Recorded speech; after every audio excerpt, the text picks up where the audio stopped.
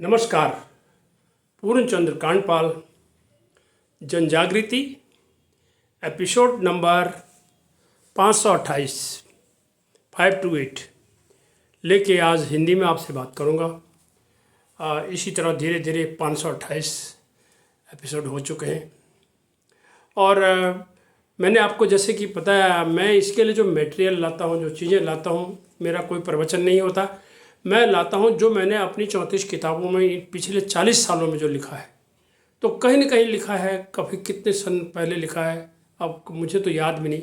तो आज मैं आपको 2 किताबों में कुछ चर्चाएं जो मेरी हुई हैं उस विषय पर लूँगा। एक है उजाले की ओर।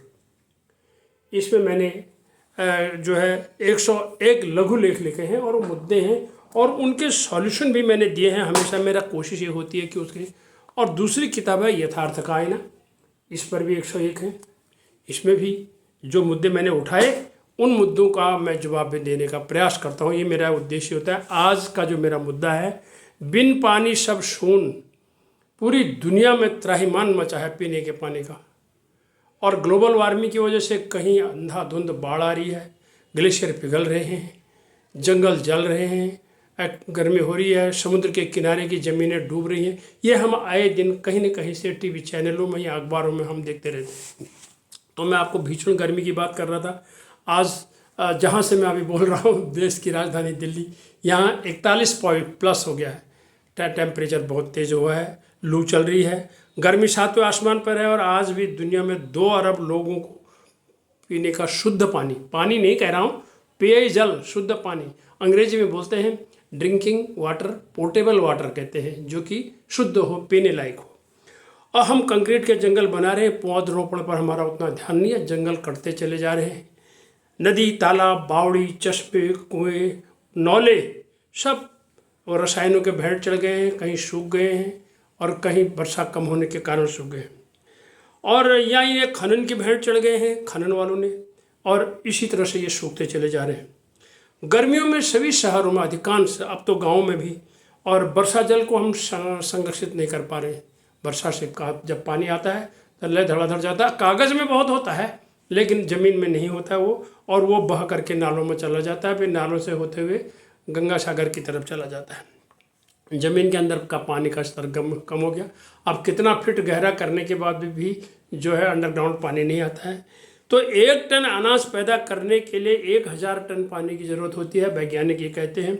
और हमारे देश में हज़ारों नदियाँ थी किसी ज़माने में, अब वो सैकड़ों में रह गई हैं। जिस जगह का मैं रहने वाला हूँ, एक नदी है कुजगढ़ नदी, वो भी अब बिल्कुल तरह से सूख गई है। बगल में सिरौत नदी में पानी कम हो गया, कोसी में पानी घट गया है, लेकिन कुजगढ़ नदी तो बिल्कुल ही रखड़ बन चुकी है, जो मेरे घर के पास की है। और उसके बाद में पानी की जो मांग की पूर्ति नहीं हो पा रही है और जनसंख्या भी बढ़ती जा रही है। तो अब हमारे पास एक ही रास्ता है कि हम क्या करें। तो हम पानी को हमें बचाना चाहिए। और पानी की ज़रूरत क्या है ना, 2 लीटर प्रतिदिन डॉक्टर कहते हैं ये तो हमें पीने के लिए चाहिए, कम से कम 2 लीटर।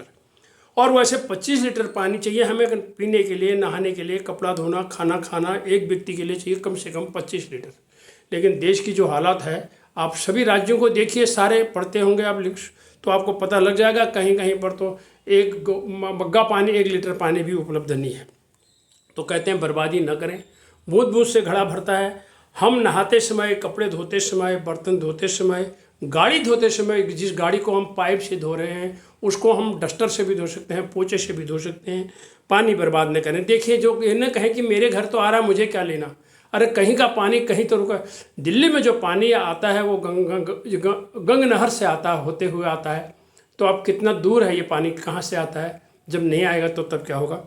तो कपड़े धोए के जो पानी है ना, पहली बार का तो चलो ही आप जाने दें, दूसरी बार का जो धोया हुआ है उसको हम फूलों में दे सकते हैं, हम फर्श को धो सकते हैं, हम सफाई में उसको ले सकते हैं अंदर की। तो ये उसी तरह से हमारी एक आदत है, दाढ़ी बनाते समय हम नल का खुला रखते हैं, ब्रश करते समय हम नल खुला रखते हैं, फुहारे से हम नहा रहे हैं, बाल्टियों से। देखो 2 मग्गा पानी भी नहाने के लिए काफ़ी होता है, लेकिन हम बाल्टी से ले उसमें मग्गा डालते हैं, लय धड़ाधड़, हमें मालूम नहीं वो पानी कहाँ जा रहा है, कहाँ चला गया, कितने हमारे सिर में अटका, 1 मिनट में सब नीचे। तो कल्पना करिए जब पानी नहीं होगा तब हमारे देश का क्या हाल होगा, इस दुनिया का क्या हाल होगा। कहते हैं अगला युद्ध भी अब पानी के लिए होने वाला है। तो देश में कई जगहों पर पानी इस समय गाँव में बारी बारी से मिल रहा है और लोग इंतज़ार में रहते हैं, आज पानी आएगा, कल पानी आएगा, सारे दिन पानी पानी पानी। तो दूसरे या तीसरे दिन आता है और शहर में भी बहुत मारामारी हो रही है। इसलिए हम यही कह सकते हैं आज के इस एपिसोड की जन जागृति से कि भैया पानी बचाइए, अपने हिस्से का क्रियान्वयन करिए।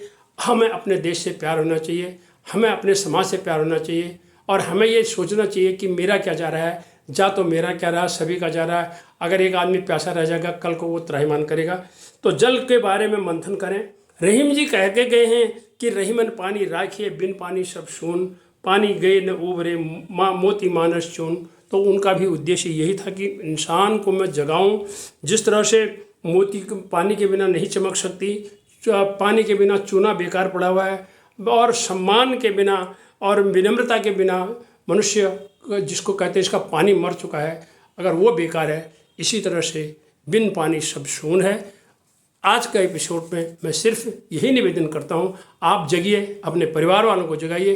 एक आपके करने से नहीं होगा, देखिए बूंद बूंद से घड़ा भरेगा। यदि हम सब जग जाएंगे, सभी परिवार वाले पानी को बचाएंगे, गलत इस्तेमाल नहीं करेंगे और कोशिश करेंगे, तो तब हम अपने देश के लिए पानी बचा सकते हैं।